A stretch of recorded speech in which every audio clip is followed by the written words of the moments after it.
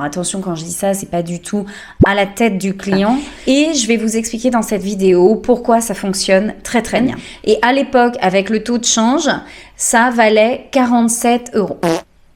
Ok, comment en fait je vais faire pour m'assurer que les clients soient satisfaits avec le travail rendu? Pour vous donner une moyenne, aujourd'hui, enfin cette année, ma photo coûte environ... On est le 1er novembre 2025 et je m'apprête à faire ce qui est devenu maintenant un peu un rituel de fin d'année. Je vais changer toute ma grille tarifaire. En effet, tous les ans, vers cette période de l'année, avant en fait que les bookings de janvier ne démarrent, puisque là maintenant, ça y est, je suis fully booked jusqu'au 15 janvier, je vais augmenter mes tarifs et créer de nouvelles offres sur mon site internet.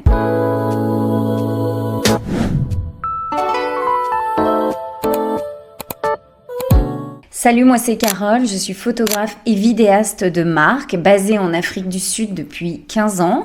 Et aujourd'hui, j'avais un peu envie de vous parler tarifs, argent. C'est un sujet, je trouve, dans les métiers créatifs comme le mien, dont on ne parle pas beaucoup. Et pour cause, je trouve, ça me paraît assez normal en fait, parce que selon le métier créa, selon la prestation de service qu'on va fournir, en général, les tarifs ne se construisent pas de la même manière chez tout le monde. Il y a pas mal de métiers de créa, et je parle pas seulement des photographes, je parle des graphistes, des directeurs artistiques et tout ça, qui construisent leurs tarifs sur mesure en fonction du client. Alors attention, quand je dis ça, c'est pas du tout à la tête du client, c'est vraiment en fonction, par exemple, de l'industrie dans laquelle le client se trouve. Les tarifs s'ajustent plus ou moins, ou alors par rapport à la quantité de travail que le client demande de fournir, ou alors la quantité d'engagement que le client va vous demander de fournir. Par exemple, dans mon cas,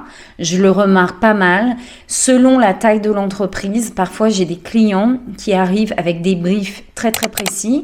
En général, c'est des entreprises plutôt moyennes ou grandes et qui me disent exactement, qui savent exactement ce qu'elles veulent, le nombre de photos, combien de photos de ce type-là, quel angle prendre. Ça m'arrive même parfois d'avoir des listes de shots avec précisément l'angle de vue, quel accessoire utiliser.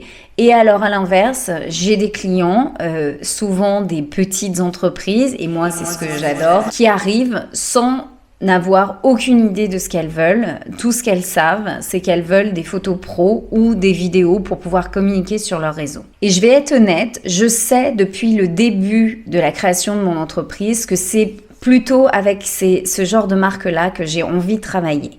Encore une fois, ne me faites pas dire ce que je n'ai pas dit. J'adore travailler avec des plus grandes marques. C'est très agréable d'avoir des contacts plus pros qui me challengent un petit peu, qui me sortent un petit peu de ma zone de confort.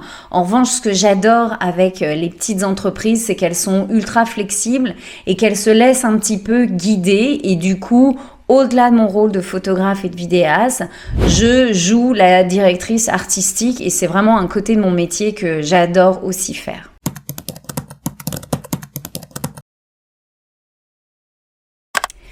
Du coup, c'est un petit peu pour ça que quand j'ai créé ce business-là de photographie de produits en 2020, je suis directement allée vers un système de package prédéfini où j'affiche clairement mes tarifs et je vais vous expliquer dans cette vidéo pourquoi ça fonctionne très très bien. Avant de vous expliquer tout en détail, je voudrais faire une petite précision parce que quand j'ai créé ma boîte, donc déjà on était en 2020, donc je vais vous expliquer, mais j'ai créé ma boîte 2 mois avant qu'on rentre en confinement ici en Afrique du Sud, mais du coup j'avais basé mes tarifs sur ma localisation aussi parce que je savais que dans un premier temps en tout cas, j'allais devoir exclusivement bosser avec des entreprises locales Sudaf. Donc il y a un marché ici qui correspond à un certain standard de vie qui n'est pas forcément celui qui correspond aux normes européennes ou aux États-Unis ou en Australie et en Nouvelle-Zélande. Comme je voyais à l'époque, les photographes de produits commençaient à arriver dans ces pays-là. Et aussi, il correspondait à un type de fonctionnement, à un certain type de photographie. En effet, dès le début, j'ai créé des offres qui correspondaient à de la photographie de studio. À cette époque-là, ça n'existait pas vraiment la photographie de produit. Il y avait quasiment personne qui se spécialisait là-dedans. Mais en revanche, on avait beaucoup de photographes de mode, de mariage, des photographes de naissance aussi. Donc, ce type de photographie, en fait, on shoot des modèles, on shoot en extérieur, donc il y a tout un setup, il y a du matériel. En revanche, à l'inverse de ce que je fais moi, on bosse pas vraiment sur un nombre de photos, mais plutôt un temps passé sur la séance photo. Donc en février 2020, j'ai décidé de me lancer après avoir fait une étude de marché un petit peu sur ce métier qui, comme je vous le disais, n'existait pas vraiment à cette époque-là. Donc après réflexion, je me suis dit que j'allais commencer à 15 photos, proposer des packages de 15 photos, 25 photos et 35 photos, et que évidemment, s'il y a des entreprises qui voulaient plus en quantité, j'allais leur faire un devis sur mesure. C'est pourquoi ces packages et afficher ces tarifs, ça fonctionne aussi bien. C'est pas compliqué à comprendre. En fait, quand vous voyez les prix sur un site internet, quand c'est clairement affiché, de la même manière que vous allez acheter votre planeur ou n'importe quoi pour la maison, pour le bureau, pour l'entreprise, vous allez voir le prix, vous allez savoir immédiatement déjà si ça rentre dans votre budget ou pas. Donc déjà, je m'épargne toutes les personnes qui pourraient être dans l'espoir d'investir un budget de telle grandeur et en fait, une fois le devis reçu, se rendre compte qu'ils n'ont pas les moyens.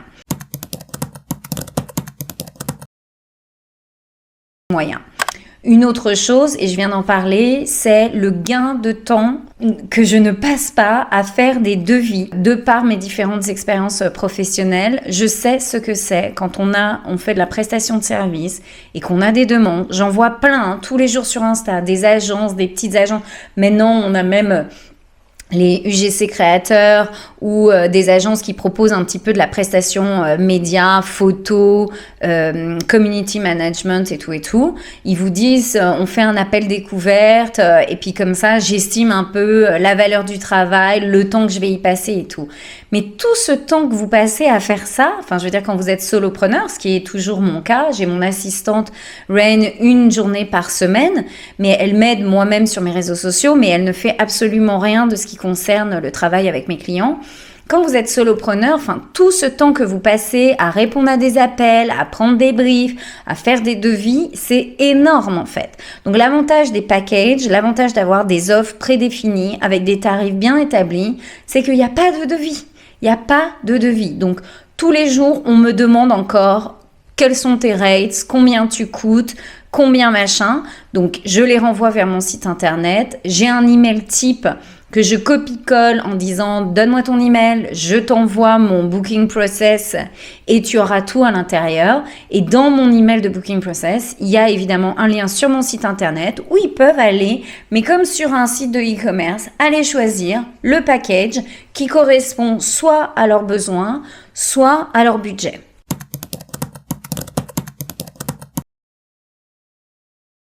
Donc ce que ça apporte aussi, au-delà de ne pas passer du temps à élaborer des devis qui, la plupart du temps vous sont refusés, ou alors les gens même ne vous répondent absolument jamais pour vous dire « mais merci, en fait c'est trop cher pour moi », c'est que ça m'évite la négociation. Comme les gens, en fait, quand ils arrivent vers vous, ils savent déjà à quoi s'attendre, je ne suis absolument jamais dans la négociation. Je n'ai pas, mais sincèrement, un seul client depuis 2020 qui m'a demandé une seule fois une ristourne, un rabais. Si je vous mens, ça m'est arrivé, allez, je vais dire 2-3 fois avec mes plus gros clients qui en fait, parce qu'ils me commandaient une certaine quantité de photos et de vidéos dans l'année, m'ont très rapidement dit « qu'est-ce qu'on fait? Est-ce que tu peux nous proposer quelque chose? Parce que si on paye tes tarifs là, mais multipliés par la quantité dont nous on a besoin, ça va nous coûter quand même assez cher. » Donc là, évidemment, en plus on partait sur des contrats qui étaient mensuels. Donc là, évidemment, je leur ai fait des devis totalement personnalisés selon leur quantité, en leur mettant même des fourchettes, donc avec un tarif dégressif. Et donc du coup, quand j'ai eu d'autres clients après qui sont arrivés comme ça, des grosses boîtes qui ont beaucoup de stock, beaucoup de nouveautés dans leurs produits, et donc qui ont besoin d'énormément de contenu, je suis directement, sans même qu'ils aient à me le demander, je suis directement allée leur proposer ce type de package personnalisé avec des fourchettes dégressives, et ça a très très bien marché. Mais sinon, le one-and-one comme ça, ou même des clients qui reviennent régulièrement, mais avec des 15 photos, 35 photos, un coup c'est 3 vidéos, jamais on ne m'a demandé ou négocié un seul de mes tarifs.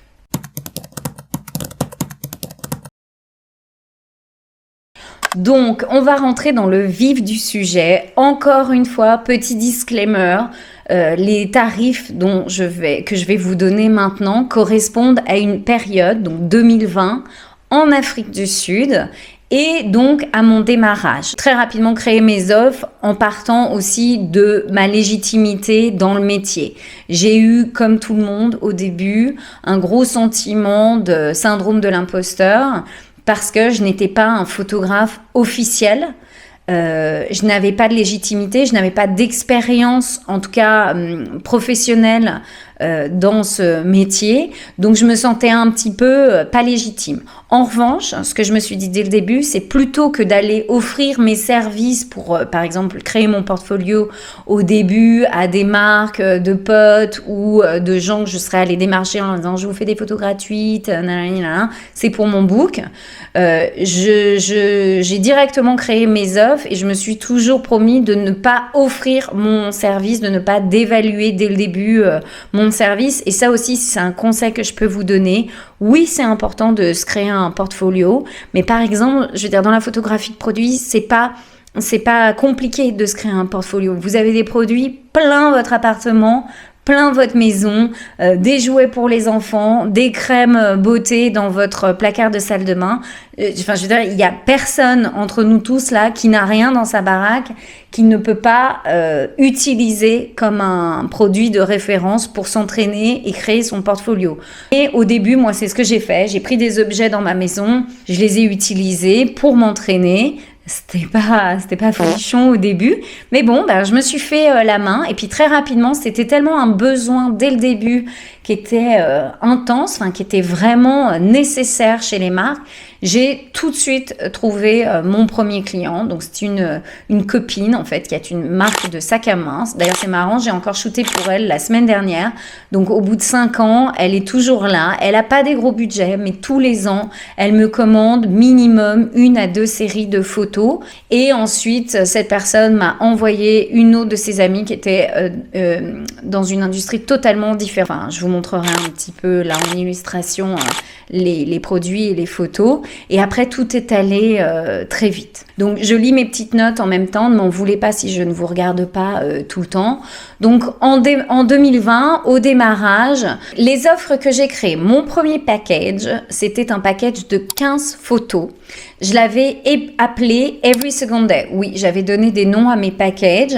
C'était un peu pour aider les clients à se projeter, un peu justifier pourquoi 15 photos.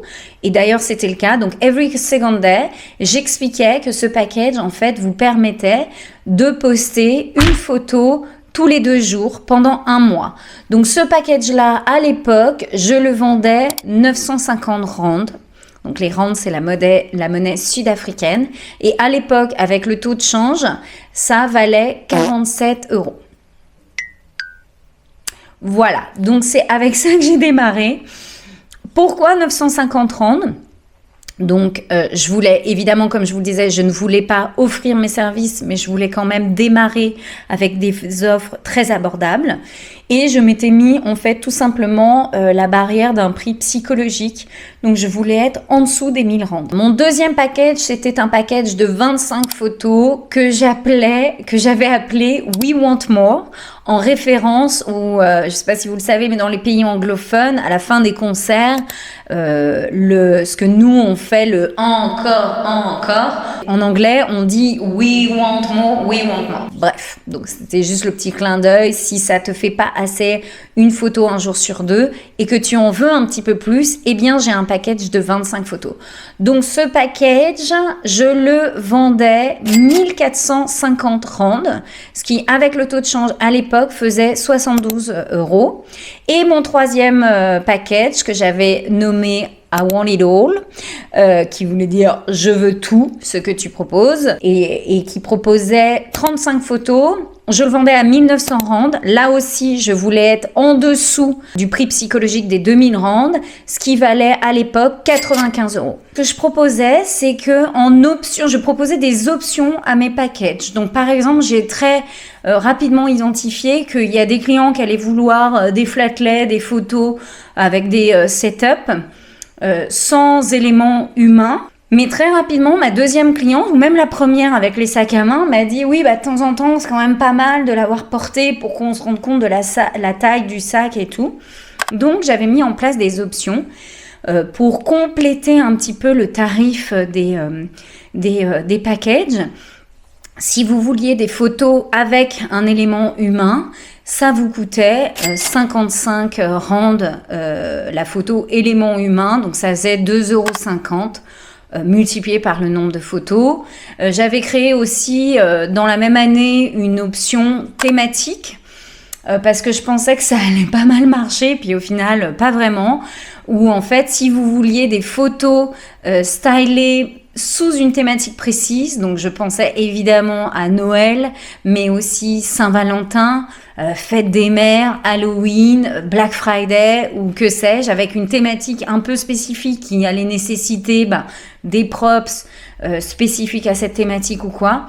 Je facturais aussi un forfait par photo qui était de 80 rand, donc 4 €. Une autre chose que j'ai mis en place dès le début de la création de mes packages, c'est que très, très vite, je me suis posé la question de, ok, comment en fait je vais faire pour m'assurer que les clients soient satisfaits avec le travail rendu. Donc dès le début, ce que j'ai fait, c'est qu'en fait, quand un client, par exemple, me commande 15 photos, je vais toujours lui délivrer une galerie avec plus de photos. Et ce que je fais dès le début, dès mon premier contrat, j'envoie la galerie, donc j'envoie pas les photos finales, HD et tout. Et je leur fais un petit montage, je vous ai déjà montré, mais je vous remontre là. Je leur fais un petit montage comme si c'était leur feed Instagram. Comme ça, je trouve que ça aide à se projeter. Je leur envoie cette galerie et je leur dis, voilà, je t'ai fait 22 photos ou 18 photos. J'essaye quand même d'en avoir au minimum 3 ou 4 supplémentaires sur un package de 15. Sur un package de 35, je vais essayer d'en avoir 5 ou 6 supplémentaires.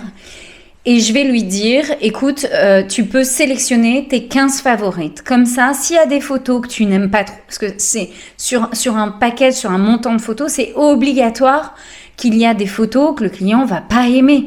Même moi, sincèrement, il y a des photos que j'inclus dans ma galerie où je me dis, bon, celle-ci, elle est pas folle. Bien souvent, d'ailleurs, celles que moi, je pense n'être pas folles, c'est les photos préférées des clients. Donc, c'est là où on voit que les goûts, les couleurs, ça varie d'une personne à l'autre et c'est très difficile d'être dans la tête des gens, même si c'est censé être un peu votre métier.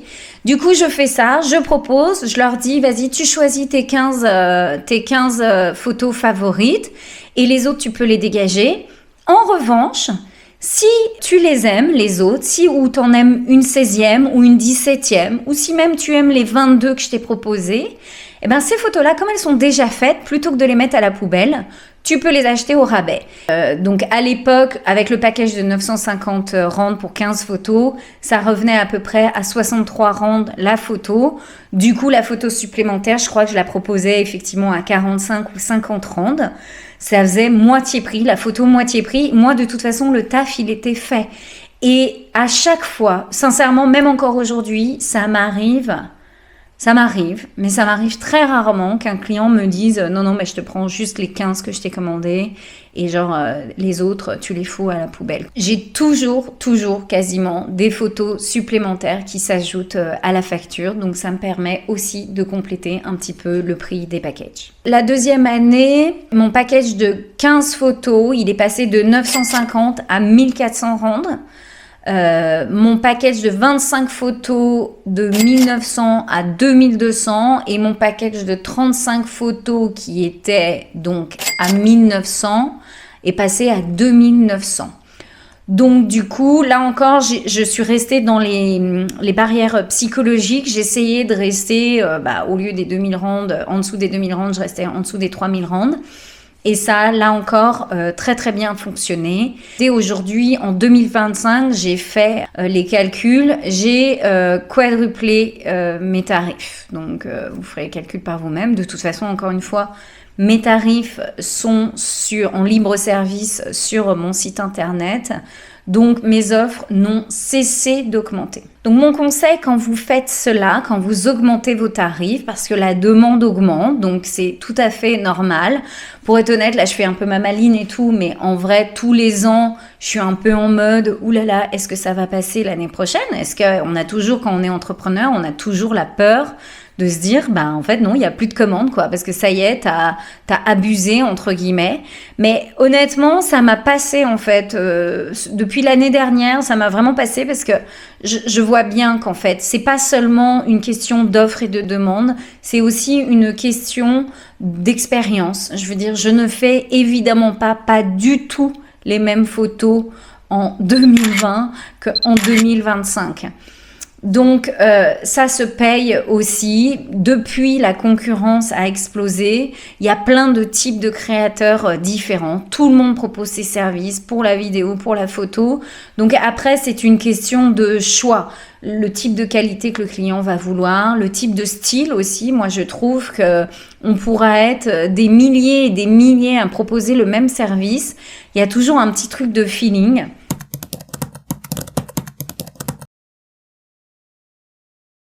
Autre chose qui m'a aidé à décrocher de plus en plus de contrats et à justifier l'augmentation de mes prix, c'est que chaque année, j'ai proposé des nouvelles offres pour m'adapter justement à la demande et au marché. Donc très rapidement, évidemment, la deuxième année, ce que j'ai tout de suite proposé, c'est des tarifs pour la vidéo. Donc au début, j'ai proposé seulement tarifs pour la vidéo à l'unité. J'ai évidemment aussi intégré la photo e-commerce parce que dès la première année en fait ça va de pair. Quand vous faites de la photographie de produits stylés, les clients allez je vais dire 3 fois sur 5 ont besoin aussi de photos e-commerce et donc c'est des photos que je réalise pour eux aussi. Donc j'ai intégré la vidéo. Je crois au bout de la deuxième année ou la troisième, je sais plus, j'ai enlevé mes options. Vous savez, l'option éléments humains ou option thématique Noël et tout ça. Et je crois qu'à partir de la troisième année, ce que j'ai fait, c'est que j'ai créé des nouvelles offres en fait qui mélangeaient la photo et la vidéo. Donc j'ai gardé mes packages 15, 25, 35, mais j'ai tout de suite, j'ai créé cette année-là des packages 15 photos plus 2 vidéos, 25 photos je crois et 3 vidéos et 35 photos et 5 vidéos. Et là, ça a cartonné. J'avais quasiment plus personne qui me demandait uniquement des photos. Et globalement, aujourd'hui, si je devais mettre un pourcentage, je pense que j'ai 70% de ma clientèle qui me commande des vidéos avec leurs photos, 30% de la clientèle qui commande que des photos. Je n'ai pas encore de client qui ne m'ait commandé que des vidéos. Peut-être que ça viendra.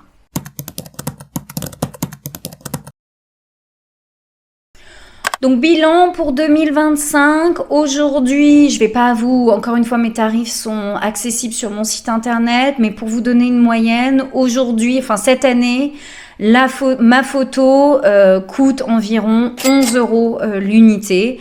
Donc après, selon le package que vous prenez et tout, ça vous revient moins cher. Et la grosse différence, j'ai trouvé cette année en 2025, c'est le marché international en fait qui s'est ouvert. Je pense que d'être positionnée au fin fond de l'Afrique du Sud ne m'a pas aidé les premières années à décrocher des clients internationaux, là où plusieurs de mes confrères, consoeurs qui étaient plus basés en Europe ou j'imagine aux États-Unis et tout, étaient un petit peu plus sollicité par des marques internationales. Là, cette année, j'en ai eu pas mal, vraiment pas mal. En revanche, j'ai dû là aussi adapter mes tarifs à la demande internationale. Donc au début, ça n'a pas toujours été très bien reçu, c'est-à-dire que les gens justement voient mes tarifs en ligne, en rendent, ils font la conversion vite fait de leur côté.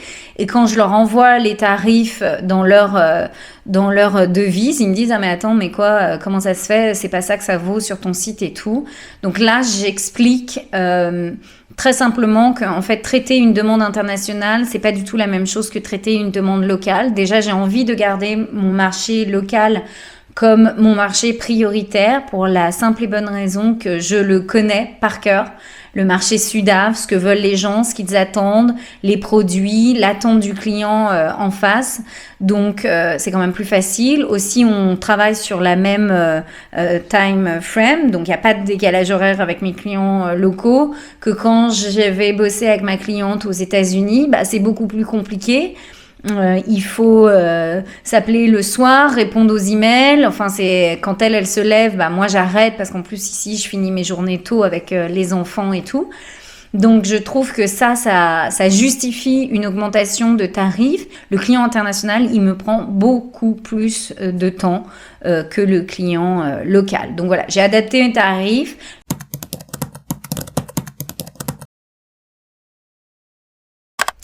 Donc mes tarifs pour 2026, je suis sur le point de les upgrader. Cette année, la grande nouveauté, je pense que comme pour tout le monde, ben, c'est ChatGPT. Enfin, en l'occurrence, moi, j'utilise pas ChatGPT, j'utilise Gemini. Mais là encore, petite astuce, cette année, plutôt que de faire mes petits calculs d'apothicaire sans trop savoir si j'étais dans une trop grosse augmentation ou pas assez et tout, je suis allée demander à Gemini de m'aider en lui disant voilà ma grille tarifaire, voilà mon évolution, voilà quel est à peu près mon pourcentage, mon taux de demande par rapport à l'offre.